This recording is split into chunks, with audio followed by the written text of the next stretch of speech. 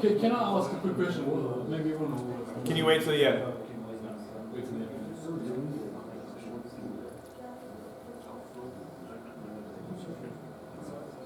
Okay, so this is the first of a series of lectures on risk, and I'm starting it now because it's the next phase of the module, and there's a coursework which I've just discussed. But I will record this, and I record it on video as well as audio, so you'll have, if you didn't hear well enough, you'll be able to go back and look at it, and I hope no one objects. But I'm just going to go through. I've talked the way that I've done this is we have one big sort of live project. Actually, they're building it right now, so it is a authentically live project.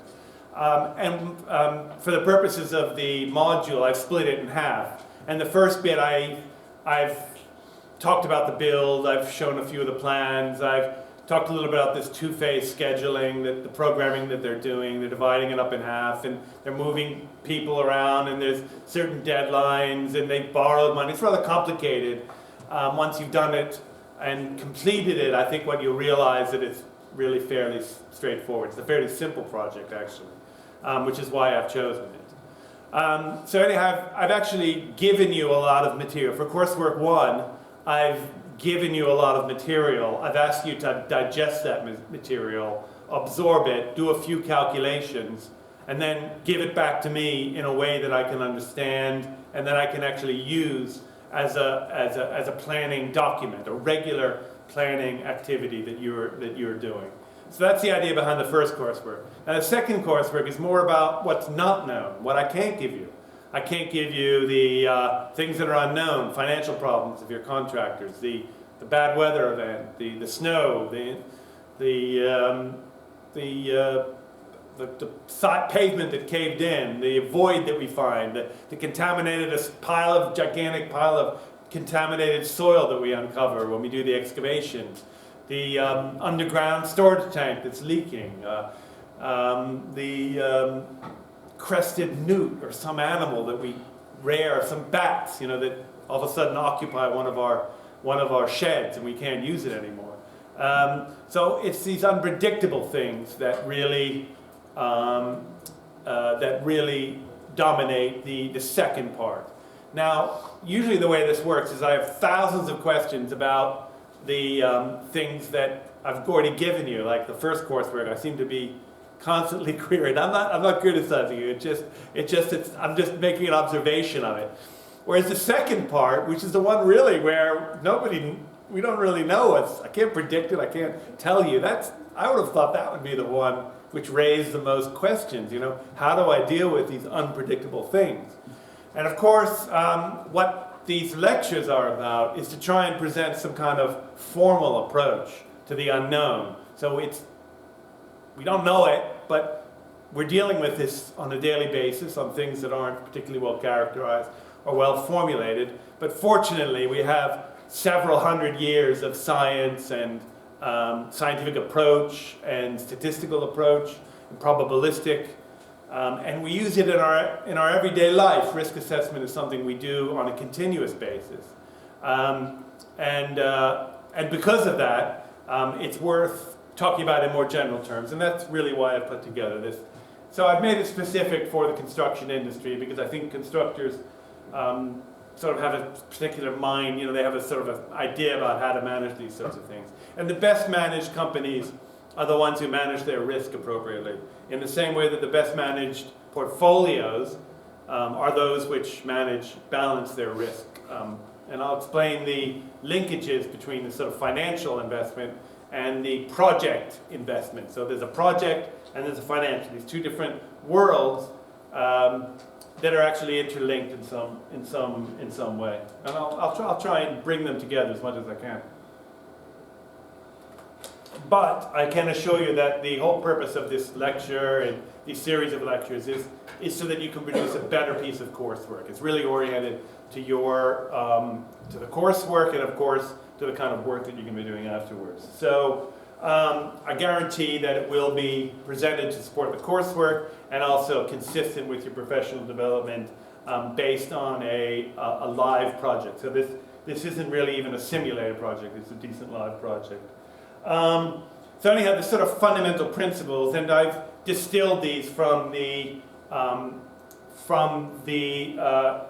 standards, which are published and are on Moodle. And something like that, prudence, the idea that you're a precautionary principle, that you actually plan for things to go wrong. You pray that they don't, but you plan for them that they do. And you anticipate, and then you think through the scenarios of what might happen if they do. So you're always planning absolutely for the worst, hoping for the best. And of course, I mentioned this 31,000. 2009 is the latest version of it. And it has these sort of founding principles. And I've actually asked you to express them.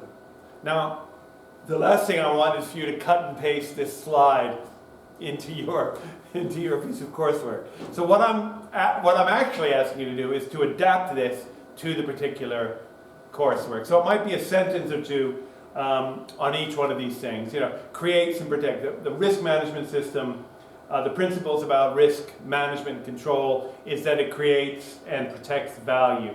The value is of your built asset. The value is of your standing in the community. The value of protecting the environment. So this particular project, which you now should be quite familiar about, has certain features to it which you should discuss in detail. So it's not good to just provide. You will get severely marked down if you simply cut and paste this. What I want to see is an interpretation of this, and you might you might rearrange this in such a way as to tailor it to make it fit. So it's taking this, realizing that it has to be applied to a live project. You know the project, so it's rewriting and rephrasing and articulating this in more detail. So that's one section of the coursework right there that you should address. I'll give you one more example before I move on to the next slide. Is transparent and inclusive. So what does that actually mean? That means that the risks we're exposing our stakeholders to, and I've given you this concentric circle of stakeholders. The risk and the hazards that you're exposing your stakeholders to should be explicit. They should know what they're getting into. So your document should, at some point, describe what sort of threats, what sort of hazards they're exposed to, and will that exposure be managed? I mean, we're moving heavy goods in and out. We're laying down mud on the road. We're pouring tons of concrete. We've got diggers working. We've got workers coming to and fro on their way to the pub. We have all sorts of issues. We're uncovering contaminated waste that other people centuries ago have left. So all of a sudden you're exposing these shareholders to, and it's how you decide to make these transparent and inclusive. How you make that managerial decision is what I want to see in your report. So all of these, this list here has to be tailor-made for your particular. So I should see individual statements which include these principles. Now, there's always a risk with something like this that it becomes quite sort of bureaucratic, and kind of you're filling in the forms, you're ticking the boxes. But you have to make an effort in your report and in your interaction with the client, really, is to make this an active, a lifelike project. People's lives are at risk. It's not a question of ticking all the boxes. I always hate people who hide behind a sheet of paper with a bunch of tick boxes on it. Look, I did the right thing. Well, rubbish. You might be held accountable at some stage. And not only do you need it documented, but you need the things that you say you're going to do properly implemented in order to ensure that these hazards are actually maintained within legal limits. So a lot of it has to do with anticipating particular hazards. Because of the range of things that we consider under the risk. We consider internal things like, the financial viability of our institution, the sort of the durability of integrity of some of our subcontractors and contractors to deliver and do what they say they're going to do. Our ability to actually impose managerial force upon them, actually authority of some sort upon them. Right, anyhow, so decide who might be harmed, I mentioned that already. Evaluate the risks. Record, you have to establish as part of your managerial routine a way to adjust these things. If the risk changes, then if the risk changes, the hazard changes, then you're no longer exposing people to it. So when you've done with the excavation, done with pouring the foundations, we don't have the risks associated with people falling into an open hole or flooding or localized flooding or caving in or someone getting trapped. So all of a sudden the profile changes as you move through it. So that's not only does the profile change, but your managerial system has to be equipped in such a way as to anticipate and to be able to accommodate that change. So you're not going to be warning people about overhead cranes once the structure is up and there are no more cranes anymore. There are other risks and there are other problems, but there's a time-dependent evolution of the project which you have to account for and you have to be able to manage.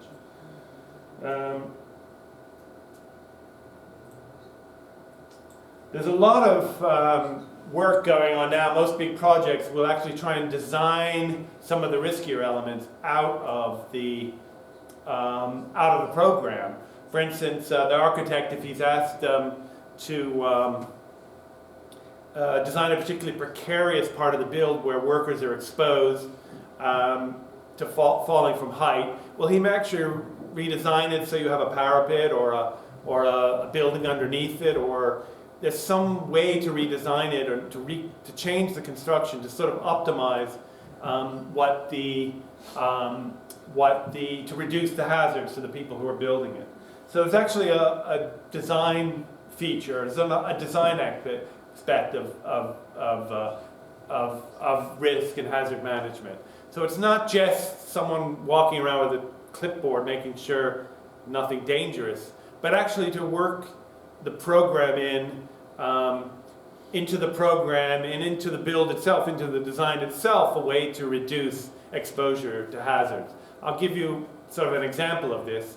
The school kids come and go between 8:30 in the morning, between 8 and 9 in the morning. There's a lot of movement, and there's a lot of movement sort of between 3:30 and 4:30 of kids in the street and people moving back and forth.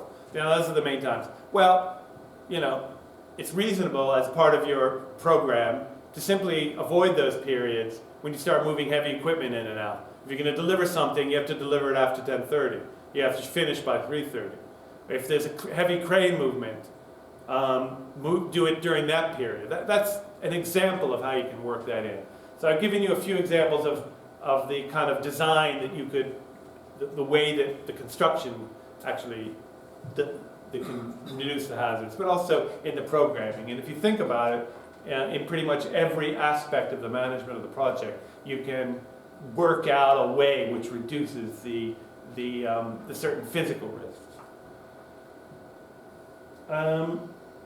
So anyhow, I'm asking you to come up with some sort of assessment. Now, I've told you that what you really need to do is to categorize and to list these things, to keep them in mind. And but you need to do more than that. You need to list them, and then you need to say, how do you assess this thing? How do you actually decide whether it's something to worry about? And if it is something to worry about, how do we actually deal with it? How do we actually develop a plan to deal with it? And because it's rather open-ended, because that sorts of hazards are so broad, for everything from financial risk or financial hazards through to construction or logistical things, shipping and moving things around. So it's actually really a broad and rather generic set of activities that are covered under this. So that the idea behind listing them and organizing them mainly in a the main tool we use is, of course, the spreadsheet. And then to categorizing and assessing them on an individual basis. And when they drop out of use, then you can remove them. And when a new hazard comes into play, add that one to the bottom of the list.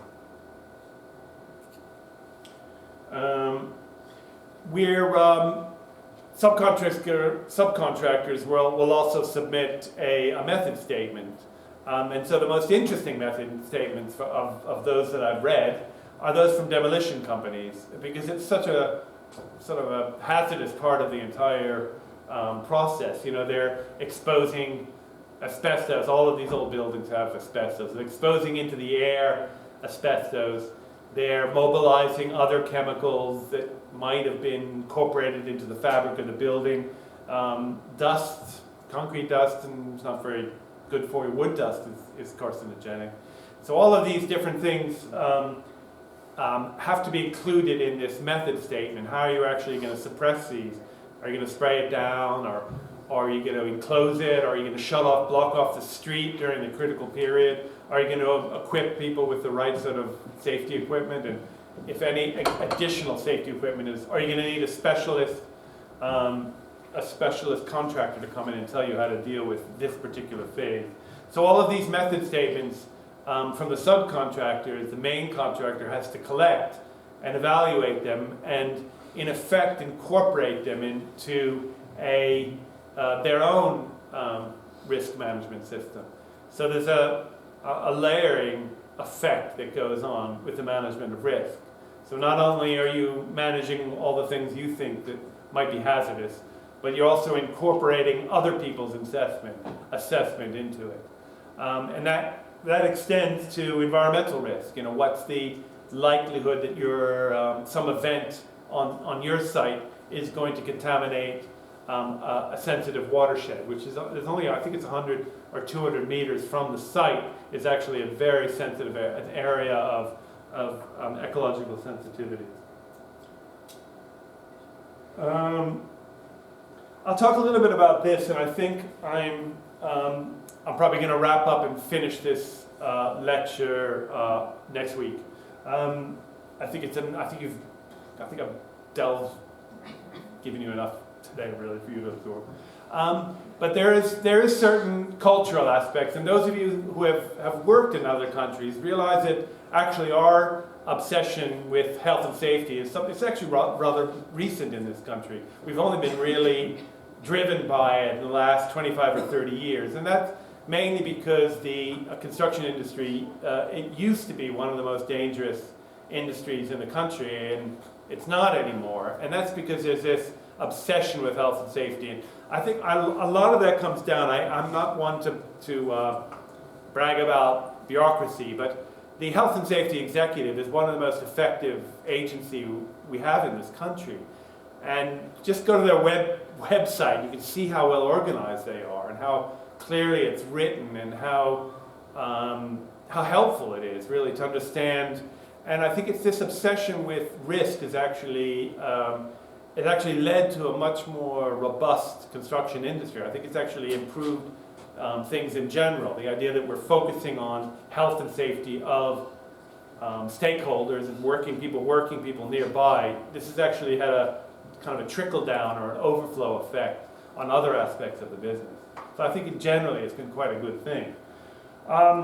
The perception of risk our perception of risk in the period that I've been sort of working in the industry, I've seen change. You know, you think nothing about sending some guy up on a roof, you know, with a hammer and just hack away. I remember doing really stupid things like that when I worked on site. You know, here, go fix that. You know, what if I fall? Don't fall. You know, I mean, and now it's just like you're securing in. You've got a harness. You've got safety netting. You've got a spotter. You've got a safety man overseeing all such activities on site. So all of a sudden you have multiple tiers. You have lovely equipment now that you can use that doesn't end up strangling. You know, so all of a sudden these things have been worked, and all of a sudden our toleration of risk has been reduced. Now I think this year, maybe it was last year, was the turning point. There are more there are more accidents in the house now, in the home. The home is the most dangerous place. So if you're going to spend all your life on site, and half your life on site, and half your life in your house, it turns out that the riskier place to be is your house, statistically speaking. And that's just because there's so many hazards. You know, I know we have all these rickety chairs, and every time I turn my back, somebody is standing up on top of one of those chairs, reaching up and to pull a can of beans off the counter. You know, these ridiculous sorts of things. You would never see it on a construction site. You'd never see someone grabbing a stool and tottering up on top of it. They get a proper step ladder, that someone hold it. You know, they're obsessed about it. Even some of our students who have gone off, our undergraduates who have worked in the industry, have gone off on placement. You know, they're obsessed by it. You know, they don't like people. You know, if I got up on this one of these tables, they would start criticizing me. And that, you know, that's the right attitude. There's zero tolerance for risk. But of course, this isn't universal, and we've had plenty of very good dissertations about differences in perception of risk and how these perceptions change with time. Now, I'll talk a little bit about black swan events, because they've been a really interesting feature. And I ended up doing my PhD thesis using some of the black swan. Now, black swans are these things that happen really, really rarely, but they happen, and you see them. You know, you see every once in a while, you see a black swan. And these are very, very highly unlikely events or hazards or occurrences. But when they do happen, they can often have a really big impact. And we're beginning to see black swan events becoming more frequent, like these big tropical storms and so forth. So we calculate them based on 1 in 200 year recurrence rates. Well, because of things that are changing so quickly, all of a sudden these really unlikely events are actually becoming much more frequent. And it doesn't take much change to turn a 1 in 200 year event into a 1 in 100 year event. It doesn't take an awful lot of change in the system. And I'll talk more about this as we go along, but there's been a series of really interesting books about black swans and what they actually mean, black swan events. Now there's another thing, I call it the domino effect, but it's really about complex systems. It turns out that if one thing goes wrong, most systems, most management can kind of deal with it. If 2 things go wrong, there might be stress. If 3 or more things go wrong, the whole thing breaks down. And usually these big disasters, the Grenfell Tower is just one of them. It wasn't just any one thing. It wasn't the fact that they had poor management of the enclosed spaces, lack of control of smoke and fire detectors internally, but they also had this outer sheathing of material. It wasn't that it was outer sheathing and there was an air gap, but it was actually flammable. It wasn't particularly flammable. It's actually a fairly inert material. But it's all of these, it's a cascading series of mishaps and unfortunate, not only unfortunate events, but also unfortunate choices of materials and construction methods. It was sort of a chain of bad things that happened all at once, or in domino, in sequence to each other, that led to this catastrophic disaster. And actually, it's just coming out. I don't know if anyone's been following this Grenfell, but actually, this particular fire and this is the second set of reports that have been issued. It will have more impact on our industry than most things that have happened in the last decade. So we're in a really interesting period now about how a disaster actually changes the way we've worked. They virtually. I'll explain more about that, but they've essentially high-rise wood buildings aren't going to be able to be built in this. So the project that I've actually given to you, if they tried to build it today, they wouldn't be allowed to. It's a roughly 4 or 5 story building made all out of wood, and that's prohibited under the recently altered regulations due to the Grenfell disaster. So actually the building we're working on as our live project is you're not going to see this building, this type of building again, because of the perceived risk Although the risk is probably pretty low, the perceived risk is something that is no longer tolerated. Okay, I'm going to end on that slide and just finish by thanking you for showing up and to being so attentive. Are they still building it with that? Yeah, they didn't change it, yeah. In fact, they were building it up, I think the change came in October. Yeah, so they're not taking any... No change, no. not taking risk? Not really. I mean, No? the risk doesn't change.